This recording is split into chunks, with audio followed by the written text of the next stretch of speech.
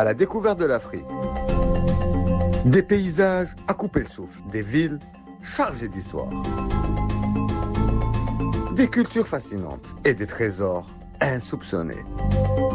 À la découverte de l'Afrique, votre rendez-vous de l'été, réalisé par Amin Zouaoui et présenté par Rania Etrassi, qui vous emmène à la rencontre des plus belles destinations du continent africain. Préparez vos valises, le voyage commence maintenant.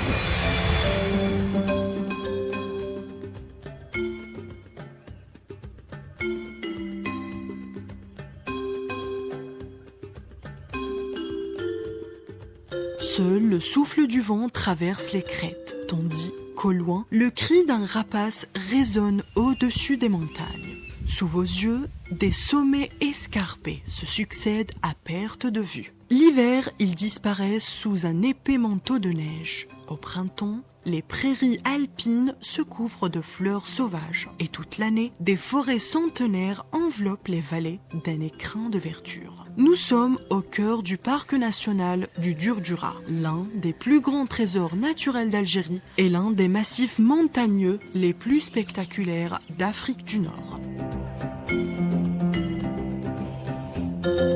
À première vue, ces montagnes semblent immuables. Pourtant, leur histoire remonte à des dizaines de millions d'années. Les forces qui ont façonné la chaîne de l'Atlas ont soulevé ces reliefs calcaires, sculptant un paysage où falaises, aiguilles rocheuses, gouffres, grottes et vallées profondes composent un décor presque irréel.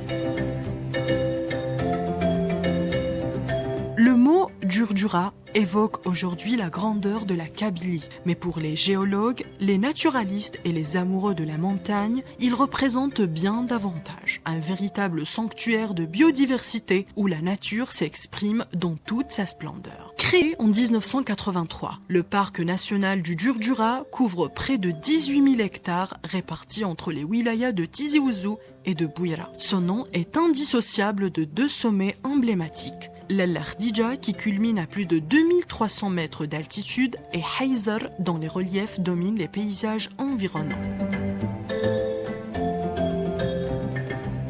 À ces altitudes, le climat change radicalement. Alors que les plaines connaissent des étés chauds, les sommets du Djurdjura offrent une fraîcheur bienvenue. L'hiver, la neige recouvre les montagnes pendant plusieurs mois, donnant naissance à des paysages qui rappellent les grandes chaînes européennes. Cette diversité climatique explique l'extraordinaire richesse biologique du massif. Le Djurdjura est avant tout une immense forêt. Les majestueux cèdres de l'Atlas y côtoient les chênes verts, les chênes lièges, les érables, les ifs et les genévriers.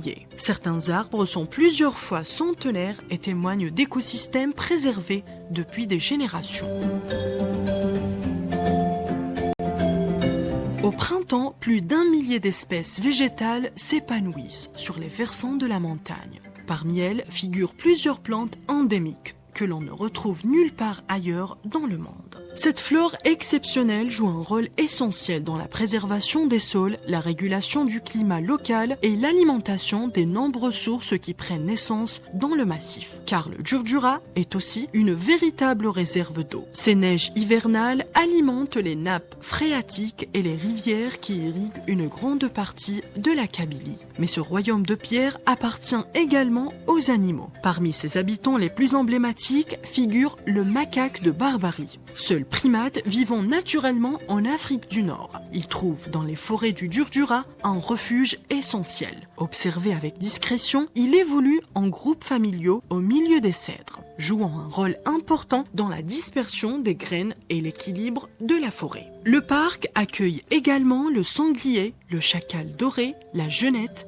le renard roux, ainsi qu'une remarquable diversité d'oiseaux. Les falaises servent de refuge à plusieurs espèces de rapaces, parmi lesquelles l'aigle royal, dont les impressionnants vols planés dominent régulièrement les vallées. Chaque saison transforme le parc en un immense théâtre vivant où les équilibres naturels se renouvellent sans cesse. Sous la montagne se cache un autre monde. Le Djurdjura est célèbre pour son patrimoine souterrain exceptionnel. L'eau, en dissolvant lentement le calcaire pendant des millions d'années, a creusé un vaste réseau de grottes, d'avens et de rivières souterraines. Certaines cavités comptent parmi les plus profondes d'Afrique. Les spéléologues du monde entier viennent d'y explorer des galeries où stalactites, stalagmites et immenses salles naturelles témoignent de la lente patience de la nature. Ces paysages invisibles rappellent que la véritable richesse du Djurdjura ne se limite pas à ce que l'on admire en surface.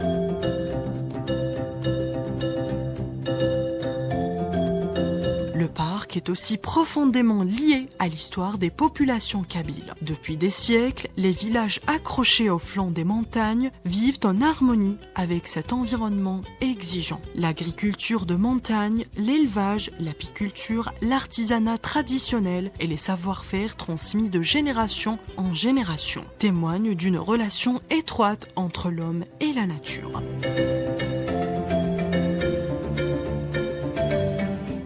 Le Djurdjura occupe également une place importante dans les récits populaires, les chants et la poésie kabyle. Ces montagnes ne sont pas seulement un paysage, elles constituent une mémoire vivante, porteuse d'identité et de patrimoine.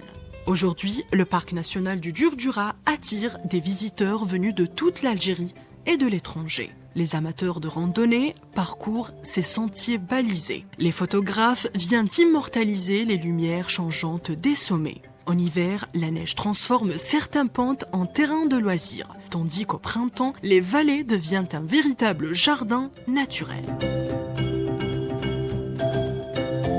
Le parc national du Djurdjura nous rappelle que les montagnes africaines comptent parmi les paysages les plus spectaculaires de la planète. Elles offrent bien davantage que de simples panoramas. Elles abritent des forêts anciennes, des espèces rares, des réserves d'eau précieuses et un patrimoine naturel dont la valeur dépasse largement les frontières de l'Algérie. Au sommet de ces cimes, lorsque les nuages semblent caresser les rochers et que le silence enveloppe la montagne, on comprend pourquoi le Djurdjura continue de fasciner les scientifiques, les voyageurs et tous ceux qui cherchent encore des lieux où la nature règne en souveraine.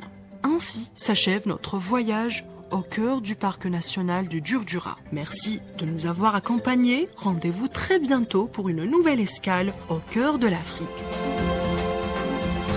C'était Rania Etrassi, votre guide à la découverte de l'Afrique, parce que les plus beaux voyages commencent souvent tout près de chez nous.